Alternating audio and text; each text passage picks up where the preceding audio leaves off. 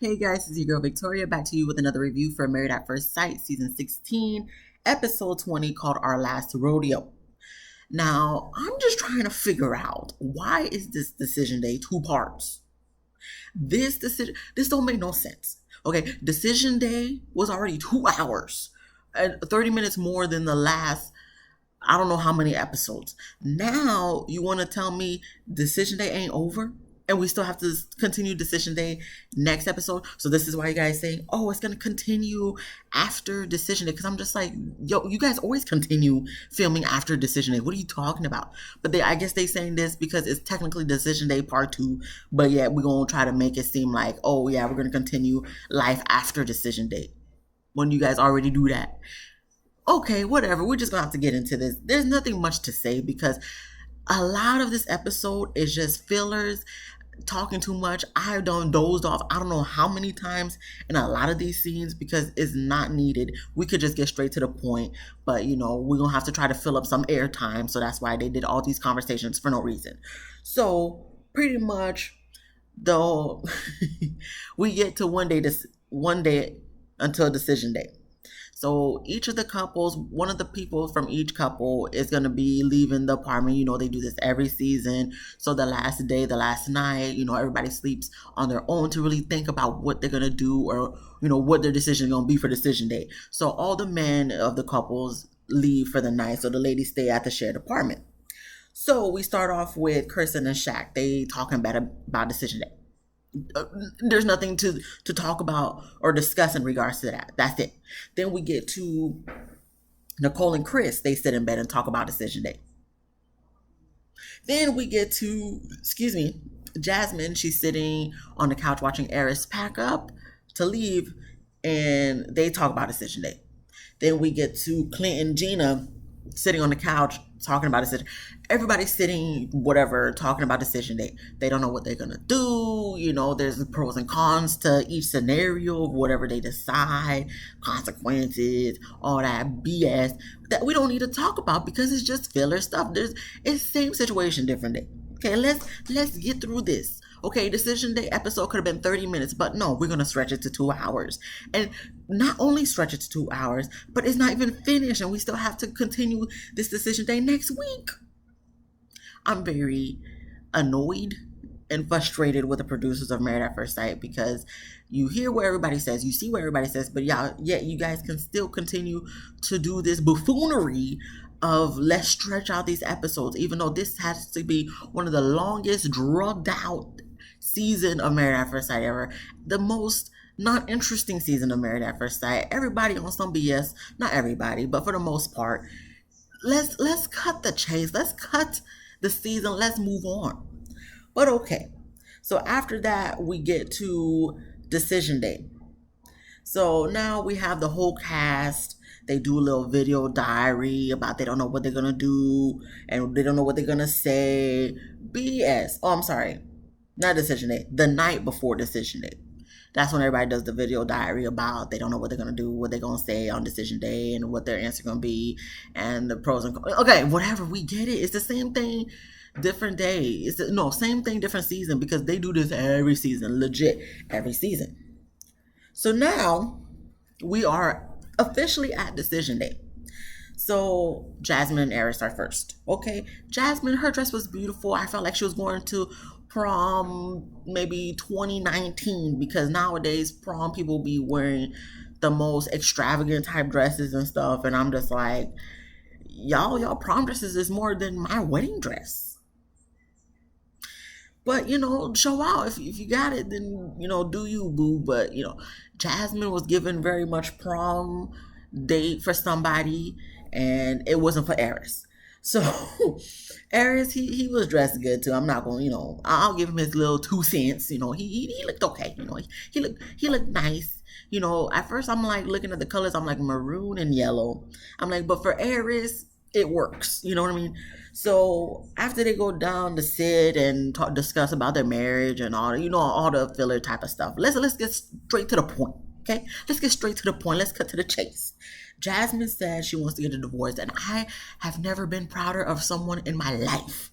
Okay, because I really was thinking, oh my gosh, she's gonna say yes. She wants to stay married because, I guess the last 2 seconds, the heirs want to try to show, like, okay, let me actually try to be a husband or whatnot. So I thought she was gonna say yes. But she stood her ground. She knew her worth and she said no. She wants a divorce. So Eris agreed, saying that he wants a divorce too. And then he starts to talk about he wishes there was more intimacy that you cut off because she wasn't biting your bait in the beginning because all you was thinking about was sex. I mean, we're gonna get to what he wanted in this marriage to begin with in about 2 seconds, but let's just get through these little couple things. So after he made the comment about intimacy, he said he needed Jasmine to love herself more and give more self confidence. So Jasmine's looking at him kind of crazy, like, oh, I don't give self confidence. I don't love myself.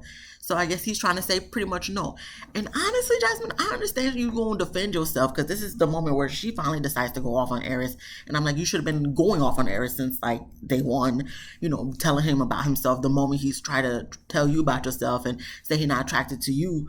You should have been went off at Eris, but now you want to get bugged because, the audacity. You should have been getting bugged, Jasmine. But at the same time, I'm saying all that to say this. You did give kind of, lack self confidence, because you just let him be easy breezy lemon squeezy on your ass, not literally figuratively, okay. But because it just, to me, it just felt like, you're just gonna let him slide with everything, say all that, you're trying to make this marriage work. But it's like, if you're not trying to make the marriage work, you shouldn't be trying to make the marriage work. That's all I'm gonna say. But at least you was the first one to say no, so at least that's like you initially initiated the divorce. So it wasn't something like he said, I want a divorce, and then you said, okay, I want a divorce. No, you the one who said, I want a divorce. So then, listen, that's great. I'm so proud of you, Jasmine. Very proud. But um after that, when we get, I guess Dr. Pepper apologized because Jasmine went off on Eris about he wasn't a husband and he didn't do this or that. Dr. Pepper apologized, and I'm like, yes, as you should. But at the same time, it's like you could save it because you're just probably gonna do the same type of crap, same formula next season with another couple. And then we have Eris in a confessional saying that he was talking about what he initially looked forward to the marriage. He was looking forward to married sex. I feel like he just did this to see what married sex would feel like, but it's like it's not really married sex when it's not. It doesn't. It's not authentic. Authentic. You know what I mean? No, Eris. Like, so you just did this just to see what married sex would feel like? That makes no sense whatsoever. He's like, oh, I thought I was going to hear harder, faster. And even the music was kind of like, what are you talking about right now? I'm trying to figure out, what are you talking about? Eris, please just go back to your hating ass cousin, because I know she's probably so happy that you decided to not be a part, that actually not you decided, but the fact that nothing worked out for you. So she's probably so happy she gets her, best friend back. Y'all could go back to clubbing and doing whatever you guys do when no one's around. I'm not saying anything's happening, but at the same time, it's just like she's giving very much jealous ex girlfriend vibes. So I'm just saying. But that's cool. We're gonna move on because ain't nothing else to take from this episode other than what done happened. I wrote it down on a piece of paper because there was technical difficulties. So you gotta just go back to old schooling it. That's what we done did here. So next we have Chris and Nicole. And Chris looks good. I like that suit, with the little pink. Once I saw the pink and I saw that Nicole had a pink dress, I was like, oh yeah, they're gonna say yes. So Nicole looked beautiful, of course, and cutting to the chase, Nicole wants to stay married. Chris also wants to stay married. I'm like, okay, that's nothing surprising, even though they want to, ask these questions that make it seem like, oh, we don't know what they're gonna say. They're gonna say yes. You notice usually when couples be matching, that's because they saying yes. I'm usually, not all the time. I feel like maybe there was one or two instances where they didn't, but for the most part, if they matching colors, they gonna say yes. So therefore, since they're staying married, that's when they pop the bubbly, do a little toast, and Chris surprised Nicole with flowers. That's cute. Anything else to take from that? No. we, listen, like I said, this could have been 30 minutes, but we're gonna stretch it to 4 hours. 2 hours for this night tonight, and then probably 2 hours for next episode. Excuse me. I don't know why I keep repping. So then we get to Gina and Clint. Gina, she looks nice. I like the dress on her. Her hair looks beautiful. Of course, for her being a hairstylist, her hair should never look bad. So her hair was looking beautiful, gorgeous. Her dress was cute. I'll give it to her. Clint, very blue, very cotton blue, raspberry blue flavored suit. Was I feeling it? Not really. I like the suit, but if it wasn't a more neutral color, then we'll be talking, Clint. But this blue, I'm only gonna let you pass because you're cool peeps. Other than that, Clint, what is going on? So, cutting to the chase, Clint said he wants to get a divorce. I'm glad he was the one who said it first because Gina couldn't, what is the word? She couldn't, beat him to the punch or whatever that reference is. You know what I'm trying to say. So he wants a divorce. She agreed that she wants a divorce as well. And she expresses that she wishes Clint would have fought harder.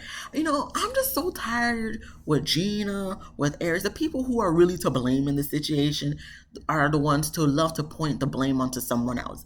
No, it's you. Like I said, you point one finger at one person, or like a lot of people say, you point one finger at one person, three fingers are pointing right back at you. So it's like you're not taking accountability for your wrongdoing in the matter, but rather, blame the other person or say they should have done this in order for it to work. Even if they would have done that, it still wouldn't have worked. So y'all need to stop. Aries, Gina, you guys need to stop with the excuses because at the end of the day, you ultimately were the ones who made the marriage not work because you wasn't attracted to them, and the way you guys went about it was not the best, both of you guys. So let's not try to point the finger at Clint, at Jasmine for what they lacked of doing in order to make the marriage work, and look at yourself of what you lacked of doing to at least make the marriage work. You didn't even try, Gina.